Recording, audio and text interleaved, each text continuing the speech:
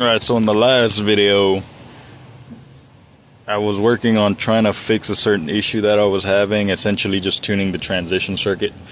So the issue I'm encountering here is that on highway cruise in 5th gear, well, let me tell you what the car is. It's a 5.3, 650 double pumper, too big for this setup, turbo. It's a GT45, doesn't come on until 3200 RPM, and then a 327 rear axle. Again, that's too long, I guess.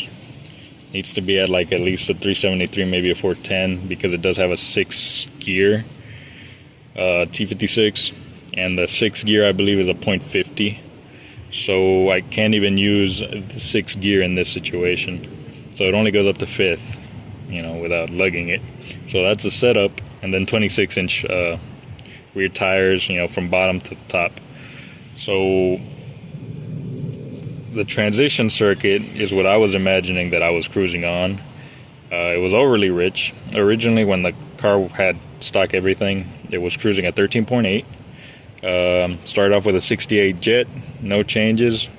Went from 68 to 66, that's what's in it now, no change, still 13.8. At low RPM takeoffs, that's where the transition circuit came to mind, is that at low RPM circuits, if you started to roll off, doesn't matter how much squirt you have, even if it's correct. Let's just pretend for a second that the squirting, this carb has no acceleration circuit at all. Let's just pretend for a second. In a perfect world, if you have a perfectly tuned transition circuit, you can slowly roll the throttle without opening it too fast, and it'll go without an issue. Now, the squirter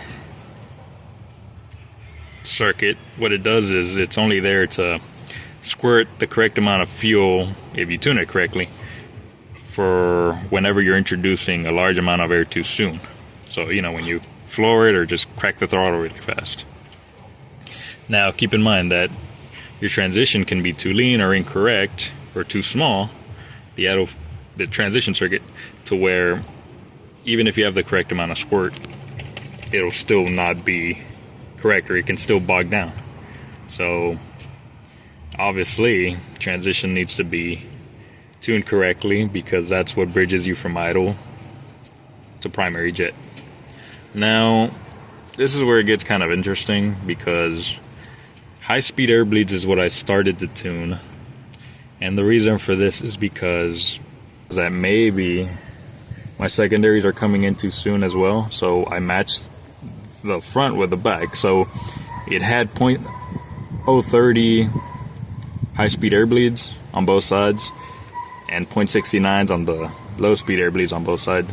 So I figured I would match that. I would put .035s, and it did lean it out, not enough, and that's when I concluded, or at least that's what I figured, was that my secondaries are set up to come in too soon, to where it kind of overlaps the primaries.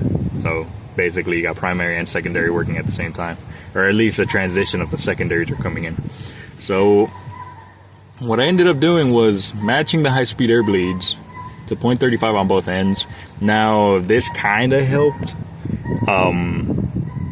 For cruising, it now actually does 14.5, between 14.5 and 15.5. I could probably make them a little smaller, maybe go to .033 on both ends, and maybe that'll kind of get me in the correct ballpark. But the issue is that this car wants to idle, or I'm sorry, this car wants to cruise at like just very little opening. Very little opening. That's where it wants to idle. Or I'm sorry, cruise. That's where it wants to cruise, at a very slight opening. And for some reason, that's keeping me at 12.8. So with the idle tuned correctly, coasting, it'll coast at 14, no problem. If I give it just a little bit more gas to try to maintain speed without continuing to accelerate the car, it'll hit that 14.5, 14.3. Now, essentially, the air bleeds, what they do is they just move you up, or they make the events happen above the power band. So you're not really changing anything, you're just moving things up. So that's kind of the issue I'm still fighting. I don't know what it would be. You know, obviously, if you're watching this You know, maybe you're an old gearhead and you happen to know, feel free to leave me some suggestions. I feel comfortable driving it around now that I can reach 14.5 on the highway at AFR.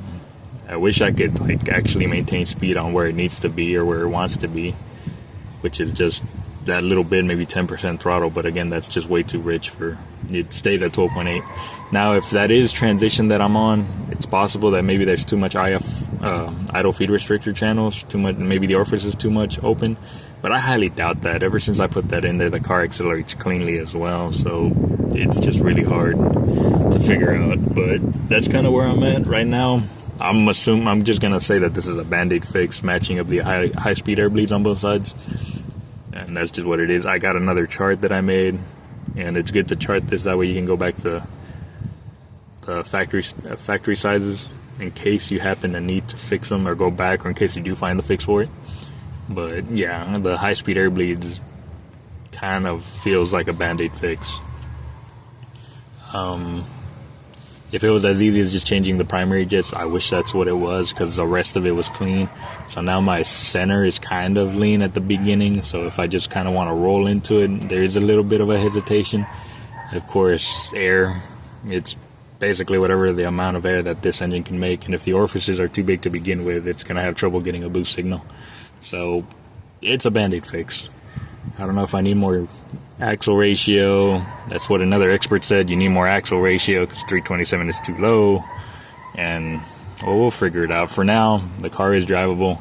I do still find myself having to cruise or actually maintain speed at like maybe 10% where it's at 12.8. But if I wanted to just leave it in 5th gear and accelerate up to 2200 to coast, or to maintain speed, I'm sorry, it'll stay at the 14-ish mark, 13.8, 14-ish. But again, because of the high-speed air bleeds might be a little bit too big now, it actually varies from 13.8 to 15.5, which would be too damn lean. But any suggestions, I mean, I'm happy. Like, please leave them in the comment section. I'm just a noob trying to figure these out. I did say that this setup is better. 650 is better suited for this, but unfortunately, you still have to tune no matter what. But I'm pretty happy with this carburetor so far. And it's starting to look like I actually need some stronger springs, because it's not fully returning to the set position that I have it at. So just a quick thought. Hopefully this helps somebody out if they're also going through these issues, and then we'll all figure them out together, and then I'll post the results, see if it gets any better. But yeah, thanks for watching.